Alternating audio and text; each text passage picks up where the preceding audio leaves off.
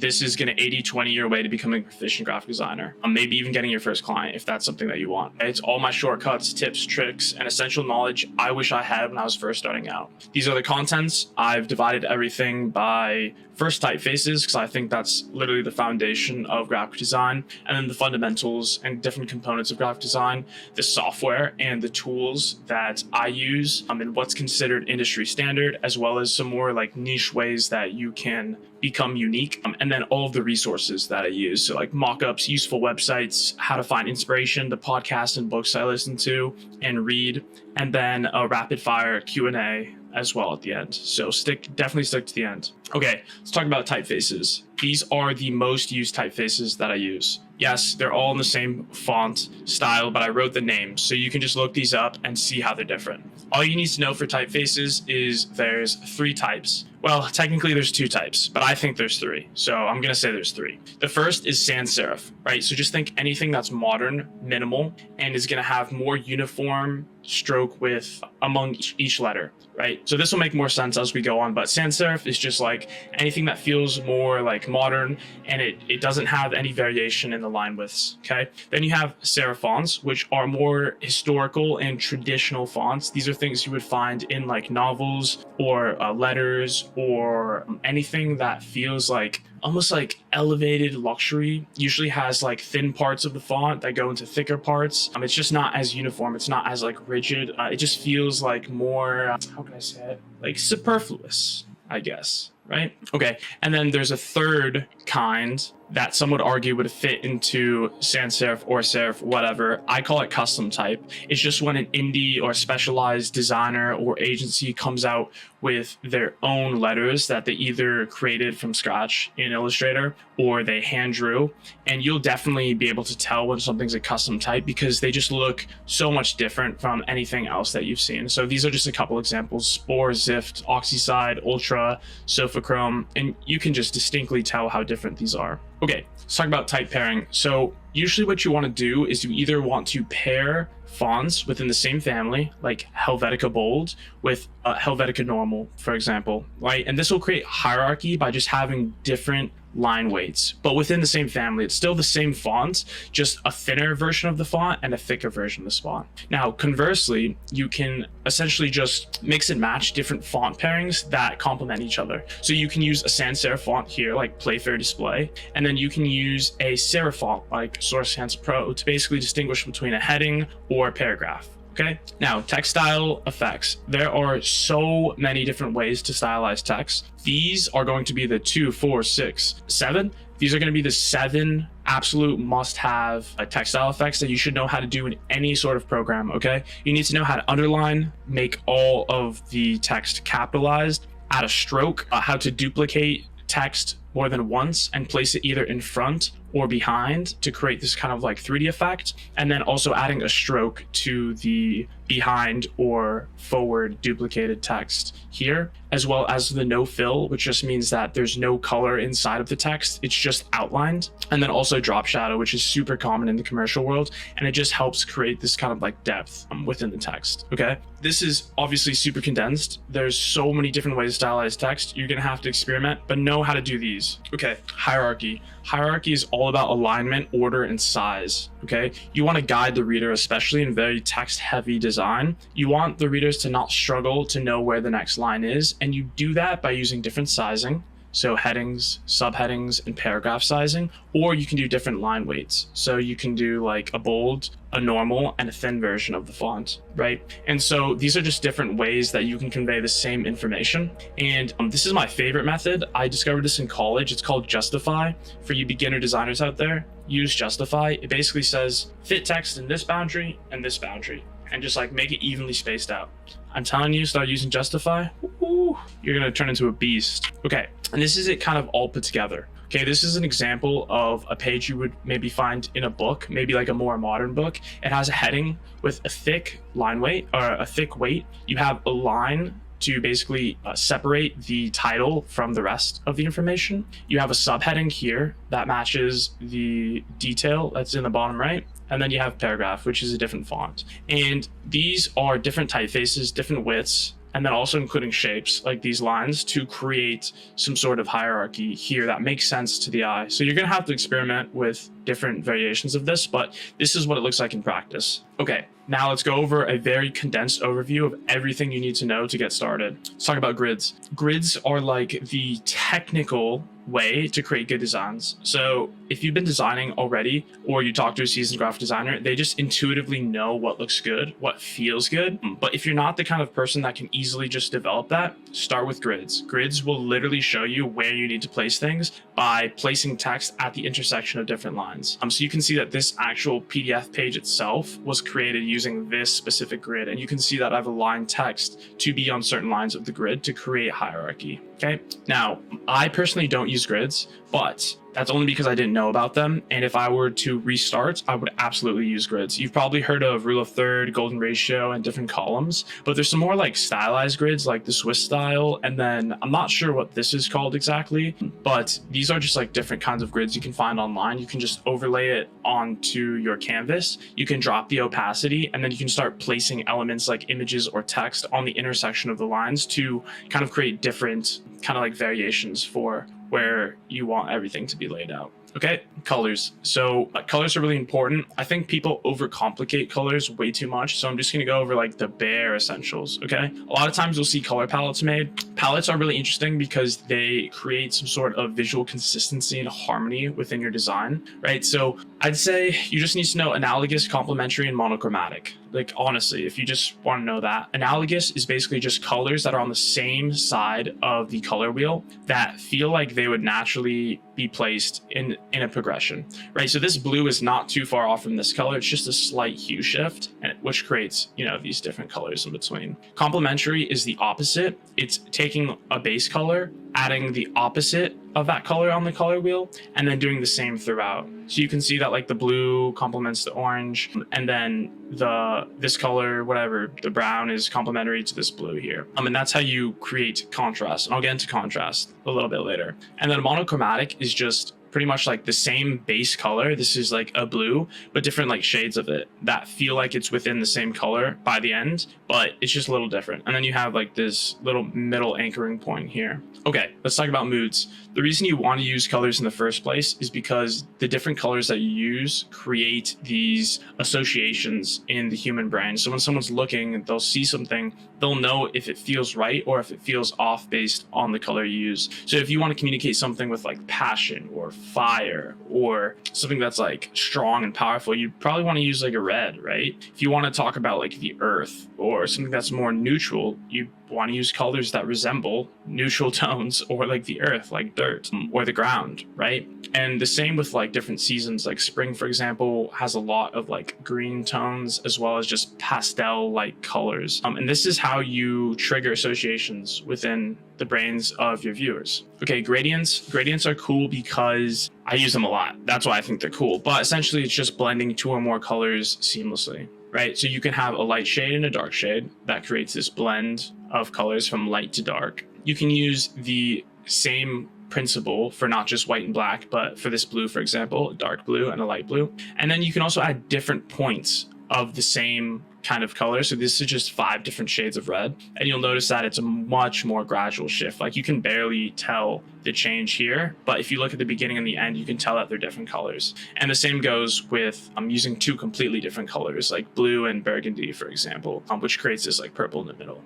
And then lastly, if you really want to spice things up, you can use angular masks. So you can create like circle gradients, you can create like square gradients, any kind of shape you can think of. And that's just with using masks. Okay, so I've briefly talked about lines and shape, typography, color, and space. So I guess I'll just go over texture and imagery. So texture wasn't as much of an issue before computers existed because naturally the processes that people would use to create graphic designs would just by default add texture. But when you're working in a digital medium like Photoshop or Illustrator, for example, everything is going to look very flat and clean because it's digital, right? So in order to make it feel more three-dimensional and as if it exists in the real world, you're going to want to add texture. How do you add texture? You can add subtle grain, which is just noise in the image. You can de-stress text or you can de-stress images. And then you can use overlays for some sort of rich layering. right? And this just helps make the design feel more tangible. It can make it feel vintage, it can make it feel warm, or it can make it feel very like polished and sleek, okay?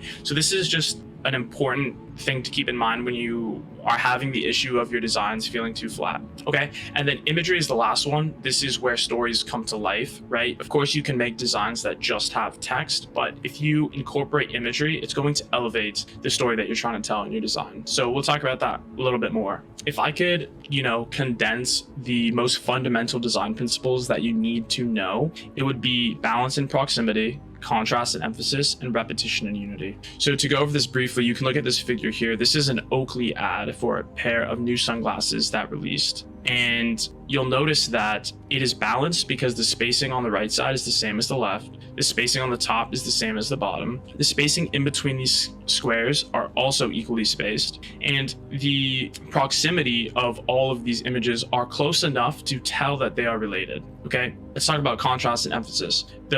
All of the images here are orange. So the frog is orange, the glasses are like orange-ish, right? But the backgrounds of all of these are blue, which is a contrasting color to orange. And what this does is it creates contrast, right? If the background wasn't blue and it was like yellow or another shade of red or orange, these images wouldn't stick out as much, right? And so it creates an emphasis on the actual image because the frog stands out now, because the background is pretty boring, but the frog is interesting, right? It's this vibrant orange color that really is standing out. Same with the glasses. And then lastly, there's repetition and unity. So you'll notice that repetition creates patterns, right? So you see blue, blue, blue, blue, blue with orange element, orange element, orange element. And then all of a sudden you see this box here that doesn't have a blue background. It doesn't have anything that's orange. So it forces your eye to say, okay, this breaks the pattern. I need to look at this. What is this? And boom, they placed the actual logo of the company, which is Oakley, the sunglass makers, right? So this forces people's eye to say, this breaks the repetition. Why am I drawn to this? What am I focusing on? Boom, I'm focusing on the brand. This is an Oakley advertisement. Okay, next. If that was too much or didn't make sense, download the PDF, just read through these little posters. It'll explain everything I'm talking about super simply with visual examples, okay? Next, photography. So these are my go-to websites for grabbing imagery: Unsplash, Pixabay, and Pexels. They're all three royalty free, so it's free use to use any of the images on the platform, and they're usually high resolution. So it works well with like Photoshop. If you want to like resize the images and stuff, you're not going to get a bunch of pixelation. Google Images. I know you're probably tempted to just use images from Google Images if you're a beginner. I know I definitely was, but 99.9% of images on Google Images are copyrighted. And so it's illegal to use copyrighted images in your own work. But there's a caveat. So if you're unable to use these three websites that I told you about, and you're unable to take the photograph yourself, you can use Google Images, but you have to use it within fair use, which means that you alter the image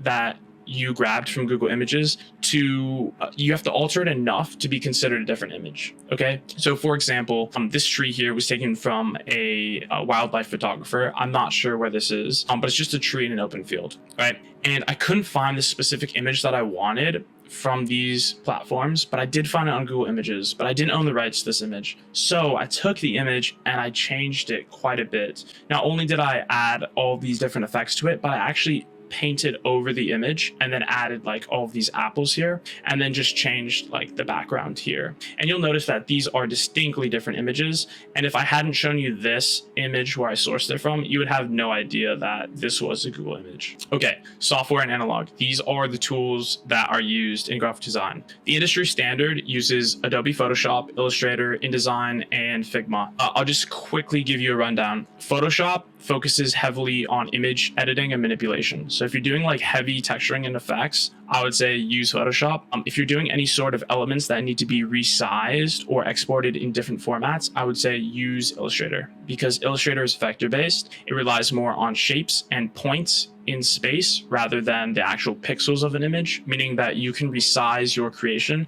to be super large or super big without losing quality. Okay. And in InDesign, if you're creating magazines or pamphlets or menus or anything that has a lot of text, column layouts, or some sort of precise placement of image across more than just one page, you're going to want to use InDesign. Okay.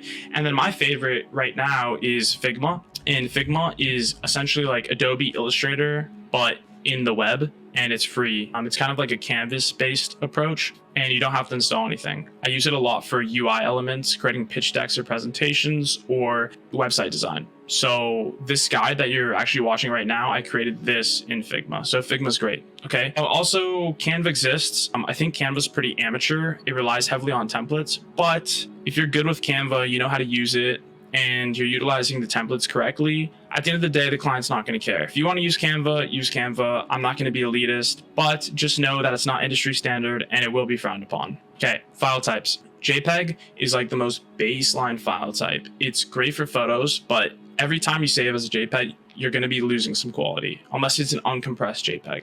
So just know that when you're saving things as a JPEG, that file, if you want to later resize it, you're going to lose some quality. PNG is really good for transparency. I mean, it's pretty much the only method besides WebM or WebP that supports transparency. So you'd want to use PNG elements if you didn't want the background to be in the design. SVG is great for having some sort of designs that need to be scaled large or small. This is used heavily for icons or logos or any sort of like web design, because you can just use the same SVG file and you can have the computer scale it to different sizes, okay? And then PDF is a format that a lot of companies will want designs basically given to them in, because you can go back and edit the PDF, you can edit the shapes, you can open the PDF in like Illustrator or Photoshop and actually make changes. So that's important. Okay, this is the old school method of creating effects, and this was done before computers. The old school method of getting unique lettering was actually creating custom wooden blocks for different fonts, adding ink, and then pressing it down onto a page.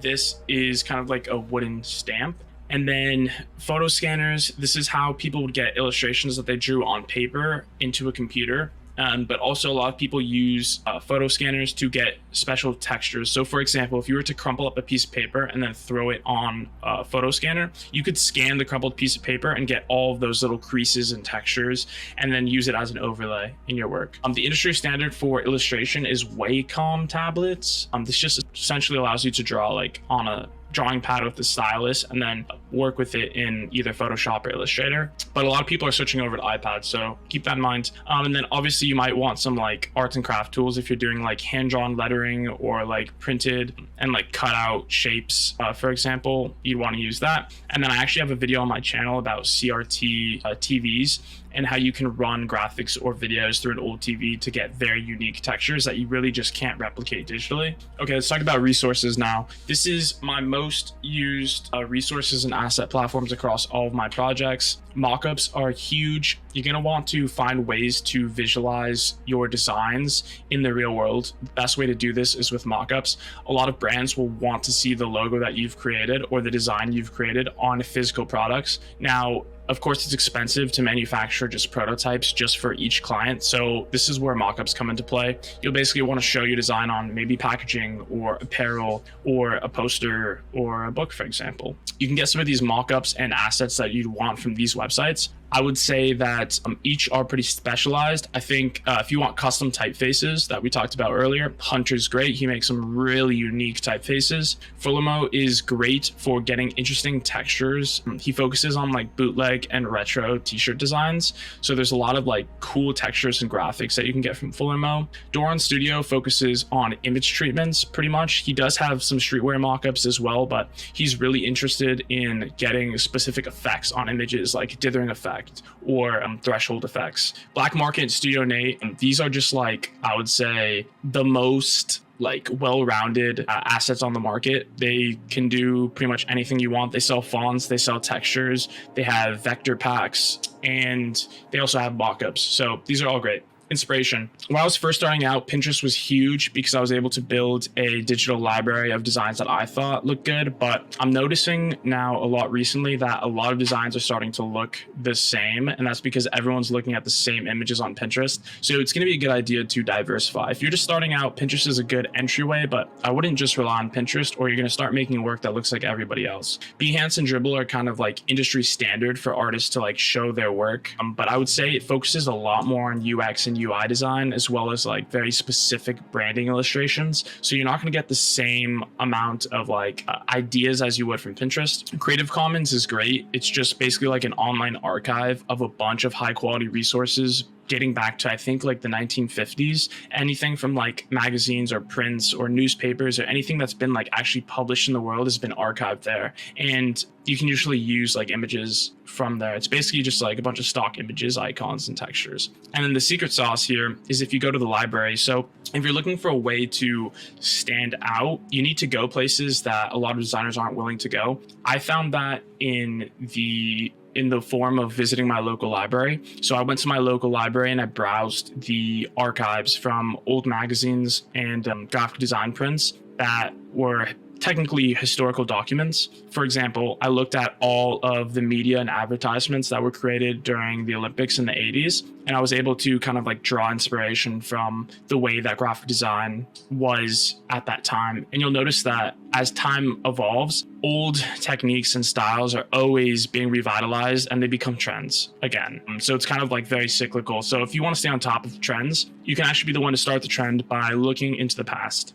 And then lastly, nature is the most underrated source of inspiration, because if you can just train yourself to start observing the world around you in the form of like colors, shapes, patterns, and even just like the structure of things, like why there's symmetry, why like leaves, for example, are shaped the way that they are, why the lighting looks the softest and the nicest when the sun is just about to go down underneath the horizon. These are just things that you have to pick up from experience. Basically just like look around. Why do buildings look cool to you? What feels like a good design? Why do things flow? Why does the keychain that this guy has on his belt loop look great with his outfit? Why? Just like question that and start to just observe why things look good. And over time, you'll be able to draw inspiration. Okay, podcasts and books. I like The Future by Chris Do. He has a bunch of great YouTube videos and podcasts that talk about what it's like to navigate the creative industry as a designer, and it'll really help you get up to speed with like what the professional and industry standard way of negotiating with clients is, setting rates, as well as providing assets or deliverables to your clients. So that's great. Steal Like an Artist and Graphic Design: The New Basics are just essential books. I would very highly recommend that you just read these. It goes into all the topics that I've talked about in this PDF into just way more detail. Okay, what now? So I'll let you read this part. All there is to say about this page is design is everywhere. Okay. If you're like, oh my God, graphic design is dying, my job is going to be taken, you're wrong. Graphic design is literally in every single field that we interact with. Like every product that we use, every service that we use, every physical object that's in the world uses design. Okay. So you'll be fine. You just got to pick a niche. Okay. Now, if you have stayed to this long, this is the absolute secret sauce that all graphic designers try to gatekeep from the newbies. And if you've watched the video this long, then you deserve to know what these are. So first secret, your toolkit is everything. People will tell you gear doesn't matter. Absolutely wrong. Gear does matter. If you build up a library of a bunch of really good assets that are high quality, paid assets, okay? Free assets could be good too, but paid assets really will separate you. And if you can find a way to buy quality assets that you reuse over and over again, the work that you actually create will be so much higher quality. And if you find yourself doing the same thing over again, using the same assets over and over again, create your own assets, create your own presets. This is just going to help you. This is just going to help save you time in your workflow. And it's going to help you create a very distinct style because you're using the same components across all of your work. Next secret, copy to learn. The fastest way to learn how to do a specific effect or new style or technique is to recreate what you see. So that just means have a reference image up on your screen and then try and recreate it. That's the fastest way to learn. Next, iteration is key. You can spend 30 days trying to perfect one poster, or you can create one poster every single day for 30 days. The latter will always level you up quicker, okay? Next, rarely are designs finished on the first go around. This ebook that you're reading and that I'm speed running right now is currently on version 12, okay? I've only decided to publish this because I'm lazy and I spent too much time on it already. If I wanted to do this like 100% right, I would probably have another 12 versions of this before it got just right. And that's okay. This is going to be a free resource, so I'm okay with version 12. That's good enough. Okay, next. Reduction is greater than addition. Beginners always try to find what they can add to a design. what effects can I add? What kind of special elements can I use? What kind of like cool flashy technique can I add to my design to make it stand out? That's wrong. Experts look for what they can remove from a design, because at the end of the day, simplicity is the ultimate sophistication. Okay. Last one, constraints provide structure. If you go into a project, and you understand that the world is yours and you can go in any sort of direction you want, you're going to be looking at a blank page for a long time. The best thing you can do is decide on a constraint ahead of time. For example, you can say, I only want to use text on this design. I'm not going to worry about images. You've just added a constraint or a box for you to work within. These confines are important, right? This can go with color too. You can say, I only want to use 2 colors, black and white. This eliminates an entire section and thought process and design decisions that have to do with color,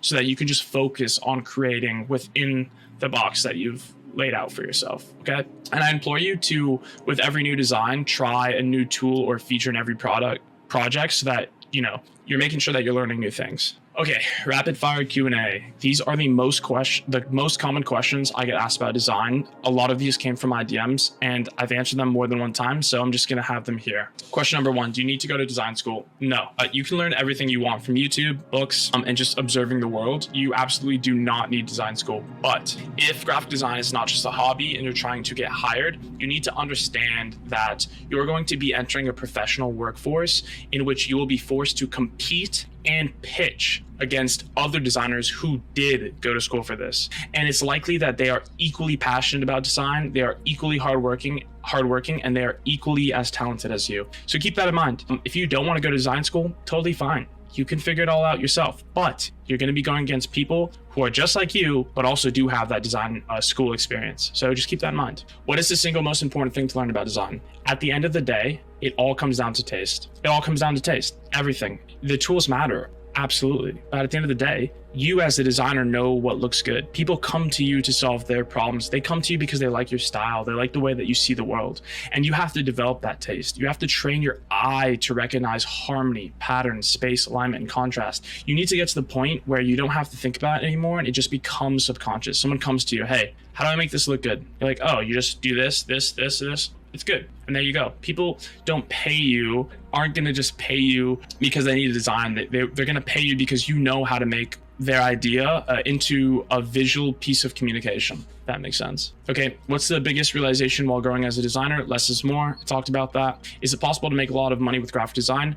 Yes. Have I found a way to make a lot of money with graphic design? I don't know about a lot of money. I found a way to make it work. But the key to that is making sure that you create things that the market actually values. So if you're just like making a bunch of posters and stuff, that's cool for personal work. But if you're not trying to be a poster designer, it doesn't make sense to spend your time doing that, right? And oftentimes the highest paying projects are not that creative. They're creating pitch decks for companies so that companies can get more funding or money or present their idea to basically get more money from somebody else, or some sort of presentation that's going to sell somebody on something. Or it can be as simple as creating business cards or signs or apparels or t-shirts that's going to be basically used as commerce, where people can buy, or they can have their product or service marketed to other people. Okay, so you need to make sure that what you're designing has utility and use in the market, or else you're not gonna make any money. Okay, how do I get clients? This is something that I struggled with for a long time, and it really just comes down to creating a portfolio that's comprised of work that you want to be hired for. If you want to do t-shirt designs, then you need to stop spending your time creating a bunch of packaging designs. It makes no sense. If you want to design streetwear t-shirts, your portfolio should be mainly comprised of streetwear t-shirt designs, right? And you'll find yourself getting hired to do the work that you already have on your portfolio, okay? And if you don't have work that you can share on a portfolio, you need to do spec projects. You need to find some fake briefs online, or wait till the end of this PDF, because I have a fake brief that you can use. And then you need to basically treat it like an actual job and create that design, and then explain how you did it and put that on your portfolio, right? You just need to prove that you can do what you want to be hired to do before you're hired to do it. Does that make sense? Okay, who do I target? What do I create? Like I was saying, graphic design is used everywhere. Like, here are some examples: packaging, logos, branding kits, stationery, social media graphics, posters, brochures, menus, billboards, newsletters, websites, app UI UX, infographics, YouTube thumbnails, apparel. I mean, the list is endless. Just pick one. Don't overthink it. Just literally pick one and do it. How do I deal with creative block? I hate this question. This is the biggest lie told by creatives. It's just a fucking excuse. It's literally just an excuse. Creative block does not exist. You sit down every day and you do the work. Some days are better than others, right? Life goes like this. Ups and downs, ups and downs, ups and downs. You can't control the ups and downs of life. You can control your consistency though. When life is going up and down, you stay like this, straight line all the way across. Some days are gonna be better than others. Some days you feel super inspired, some days you don't. Doesn't matter. Every day you create. That's how you deal with creative block. I don't believe in creative block, burnout, all that. It's just excuses that people tell themselves. Sit down, do the work every day, regardless. Okay, next. If I could leave you with one piece of information, it would be this. Your primary goal as a designer is to visually communicate, okay? And the way that you visually communicate can be conveyed through the composition. How are things laid out on the page? What are the decisions that you made that make something feel aesthetic, right? But aesthetic is just one part of the design. Things can look good, but designs that really have value communicate a message, right? You need to develop a story with every piece you create. You need to be evoking emotion within the viewer. You need to create some sort of rhythm or harmony. You need to direct the audience on where they need to be focusing their attention, right? And you do this by utilizing design principles as well as being very deliberate about the design choices that you make. So I'll just show really quickly this poster that I designed on the screen. And at first glance, it's like, wow, this guy really just wanted to try this crazy effect that made everything look insane. And then you look closer and then you see these red boxes that are around the people in the poster. And then you really spend some more time looking at it and you're like, wait, this might be like a commentary about society. And it is, right? This poster specifically was inspired by some research I was doing on a company named Palantir, which is basically the leading company that's trying to do mass surveillance within America, but other countries as well. And so I was inspired to create this poster design that basically shows the feeling of being watched by these AI cameras that were just basically always on and surveilling you. You could be an unassuming pedestrian walking across the street, but you would know that you were being watched, right? And this just adds this extra depth. This creates a story. It makes people feel things. And so that's what I'm talking about. Don't just focus on making things super aesthetic. You want to tell a story, okay? Time to practice. I'll leave this for you to do if you download the PDF, but it's essentially just a fake brief that I came up with that you can use to add to your portfolio. And that's a wrap. Thank you guys for sitting with me. I hope this wasn't too fast. I did want to speedrun this, but if you're interested and you want to get more in depth about what I'm talking about here, just download the PDF. It's completely free. I'll link it down below. You can ask me more questions. DMing me on Instagram is probably the best way. And you can get more assets like this from my website at www.patrickcasella.com. All right, with that said, I'll see you guys in the next one, and peace.